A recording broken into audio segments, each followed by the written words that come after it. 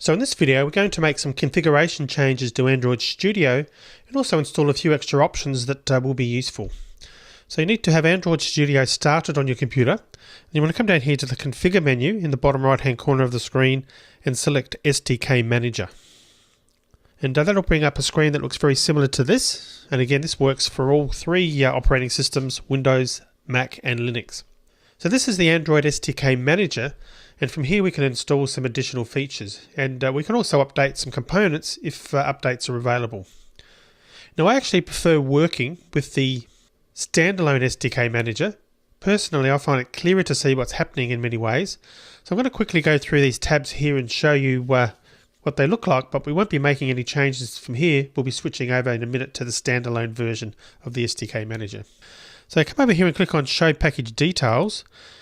It expands those Android versions, and you can see there's quite a lot we can actually add to each version of the Android API.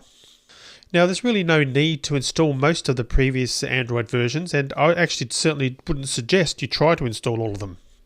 The Android 7.0 SDK also allows you to create apps that run on earlier versions of Android, so you don't actually need to install these previous versions to get that to work and to create your apps so that they are compatible with older versions of the Android SDK. The other thing to be aware of is that your SDK directory can get very big if you install a lot of options. 40 gigabytes is very easy to get into, and that's without everything installed. So if you went a bit mad here and downloaded a heap of stuff, you could end up using an awful lot of disk space. However, if you want to preview layouts in earlier Android versions, then you'll need to install the SDK platform for that version. Now that probably won't make much sense at the moment, but will later in the course. So there are quite a few options here, as you can see, and we'll be installing some of them in a minute. First though, come over here and click on the SDK Tools tab. And I'm going to click on the Show Package Details again. Quite a lot of this stuff is now obsolete, and you certainly wouldn't want to install those without a very good reason. So I'm going to click on this Launch Standalone SDK Manager link to start that up automatically. I'm just going to drag this over a little bit so we can see the names a little bit better. It tells us a bit more about the status and the revision as well. Now, one reason that I prefer this compared to the review we just saw is this Deselect All button. So I'm actually going to click that now. And it's a good habit to click before selecting anything to make sure you're not installing something you didn't expect. So do check if anything is installed for you first, though, because if there are any updates available, then they should automatically be selected, and it's a good idea to review them and install them before adding anything else. Now you can see here I've got a couple of updates available. Got Android SDK Platform Tools, it says update available, and under here the Android 7.0 API 24, it says SDK Platform Update Available. So I'm going to select both of those. So you may or may not get this depending on what version is out when you're actually going ahead and doing this configuration of Android Studio. It depends how current the version that you downloaded is. It's a bit confusing, but over here to the right, this is where we're going to install the packages. There's also delete two packages option, so that comes up even though technically we don't actually have to delete anything. We're just going to click on this install two packages shortly, which is going to go ahead and do the installation for us. So in other words, you don't need to delete the packages, that will be done automatically when they're updated. So I'm going to click on install two packages now. And I'm just going to click on this first part here and then click on accept license and click on install. Now down the bottom of the screen you can see it's downloading and installing the various options. So we'll let that go through and finish. So while that's going, let's just have a look at some of these other options.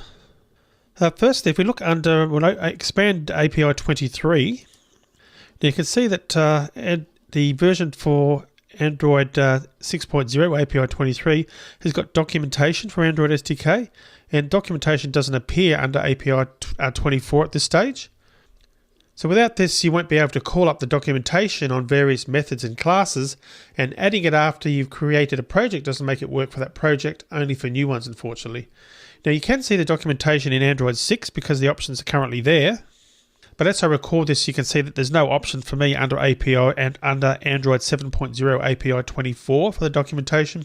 Hopefully that will be there by the time you're watching this, and it should be certainly there by the time Android Studio 2.2 is officially released though. For now, what I'm going to do, I'm going to tick on the option for documentation for Android SDK under API 23 so that we've got some documentation available. But if you see the documentation for API 24, select just that one. You won't then also need to do the documentation for API 23. So just choose one, not both, basically. Now you can see down the bottom left hand corner it said done loading packages, and now it's actually selected one item, install one package, because I've selected one here.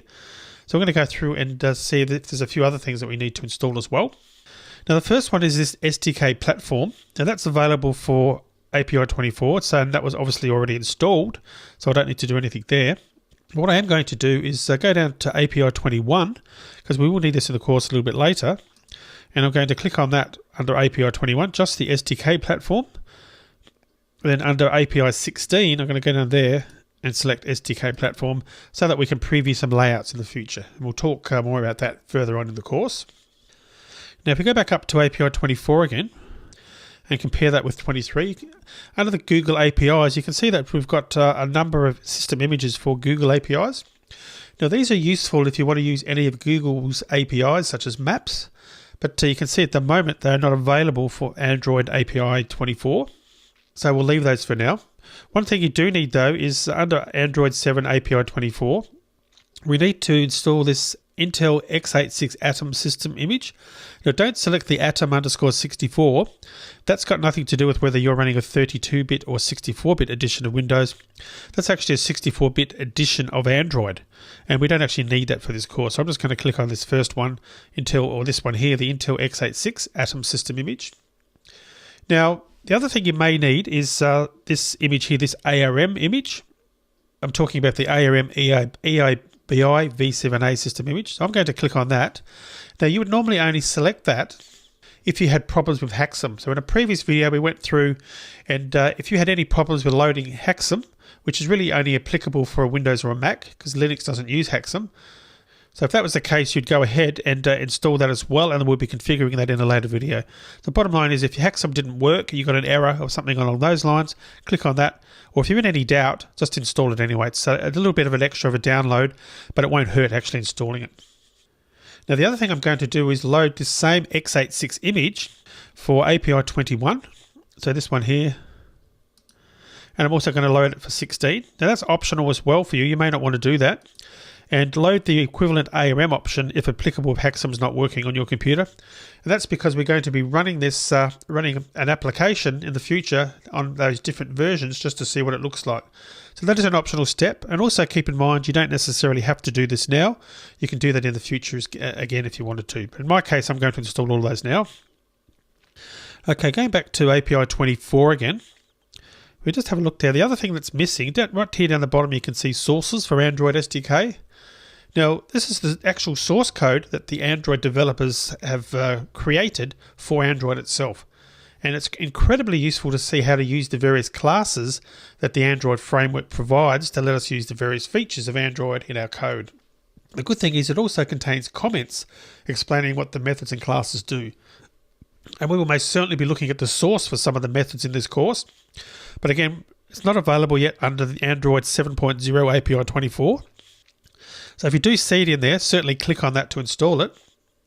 Now you could download the, in this case, the sources for API 23, Android 6.0, but that won't be available to jump through from within Android Studio, so it's not actually very useful. So I'm not actually going to install that here. When the Android 7 source code is available, I definitely recommend installing it. All right, so the other thing that we want to check here, back up on the top in the Tools section, we want to actually make sure that Android SDK Build Tools is actually installed. So I'm going to make sure I've got the very latest versions here. It says not installed. I've got Android SDK Build Tools 24, but there's also an update here. So I'm going to click on the one above it as well and install that version. So I've got the latest. And sometimes the documentation in previous versions of the Android SDK Manager, the documentation appeared under here. So if you see something under there relating to documentation, you may want to install that from here as well. All right, then going down to the bottom, right down here into the extra section.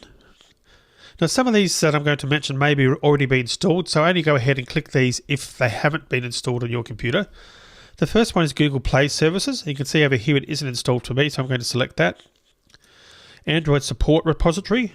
this top one. You can see that's already installed for me, so I don't need to click on that again.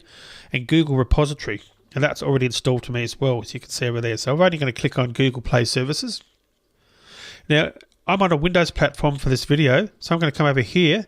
I'm going to click on this Google USB driver. That's only for Windows, so if you're on a Mac or a Linux, you certainly don't want to try and install it, and it'll probably come up and tell you that it's not compatible. I think on a Mac it certainly comes up and says not compatible, so you'd only do that if you're on a Windows machine. And on a Mac or Window only, click on this option. If you have an Intel CPU, Intel processor, if it installed successfully earlier, then you don't need to install it again. In my case, when we were going through the video, that installed for me without any problem. So perhaps only try loading that and installing that if you actually got any errors during the installation of Android Studio. As I said, in my case, I didn't get any errors, so I'm going to go ahead and install these. At this point, I'm going to click on Install 10 packages. For me, it may be a different number for you, depending on which options, if any, were already there for you, and click on Install. Alright, so I'm just going to fast forward this part of the video so it goes through and quickly installs these things. And then we've just got a final bit of configuration to do at the end of the video. And just while this is going, I just want to pop up a slide that's only applicable for Windows users. You may actually get this little dialog pop up about the Windows Firewall blocking some features. So let's just quickly look at that. Now, when you're creating your first project using Windows, you'll get this dialog pop up, or you should get it. And it's going to be saying that Windows Firewall blocking some features. So make sure that if you get this, you allow Java to communicate on private networks. So you want to untick public networks, which was ticked by default, and tick private networks before clicking on the Allow Access button down the bottom of the screen. Now, if you don't actually do this, you'll find that you have problems adding libraries to your projects and updating Android Studio. So it's a once-only thing that should pop up just the first time that you're installing and using Android Studio, and from then on it'll remember your settings and you'll be good to go. Alright, so that's how to change that, just to make sure that you are able to download these changes and there's not any other issues accessing things in the future. So again, that was only for Windows users. Okay, so you can see we're getting towards the ending of the downloading and installing of these various things that we've selected in the Android SDK Manager. So we'll just let this finish off, and then we need to just make a few changes to a few things here. We're going to actually change some configuration options for settings, which can just sort of change things and make things a little bit easier for you to do in future videos. So you can see we've now gone ahead and made all those changes, and if we go back and have a look, won't go through them all now, but you can see that some of the ones that weren't there are now there. So we've got the Intel x86 system image from API 21 and going back to 24. For some reason it didn't install those. It came up and installed the other things, but not those. So I'm just going to click on that again and accept it. So not too sure what happened there, but we'll do that. And I'll just quickly fast forward this so you don't have to wait. So you do want to make sure that you've got either an ARM or the Intel x86 Atom system image installed for API 24 at a minimum. And that ensures that you'll be able to use the emulator to run some programs a little bit later when we do some testing. So again, only install the ARM system image if you had problems with Hexam, because you certainly don't need both. If you Hexam installed okay on your system, certainly use that. And just to be clear, if you're running Linux, you can still download and use the Intel x86 Atom system image, because that doesn't need, on Linux only, you don't need to have Hexam running to be able to use that one. So certainly download the Intel x86 version if you're running Linux. We're just about finished, as you can see now. And just a quick note, I didn't say it earlier in the video, make sure you don't choose Android Wear or Android TV in these options. You do want the Intel x86 Atom image, so nothing to do with Android Wear or TV, because you'll find that your apps don't work later in the course if you accidentally choose the wrong one. Alright, so you can see we're now done, and those two packages are now installed that weren't installed previously. And we're now done with the Android SDK Manager, so I'm going to close that down. Now we're already in default settings at this point, so you'll either be under Preferences for a Mac or Settings for Windows and Linux. So over here where it's got under Settings, it's got Appearance and Behavior. We want to click on down here into System Settings, so click on that, and then click on Updates. Now normally here you'd actually choose the stable channel, And if you're running the released version of Android Studio, do make sure you click on that stable channel. But if you're still using the beta version, then for now I'd suggest you actually click on beta in the box. And again, once Android Studio 2.2 is released, then I would definitely suggest you stay on the stable channel so that you're not actually getting versions of Android Studio that aren't fully tested. But because we're at the beta stage of software at the moment and we're using that, this is the one that we should be using right now. So I'm going to click on apply to that. The next thing we want to do here is in our settings is we want to come down here to editor, expand that out, and click on general, expand it out under general, and scrolling down a little bit.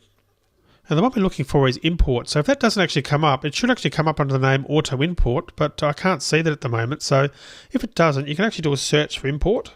You just type in import up here in the window.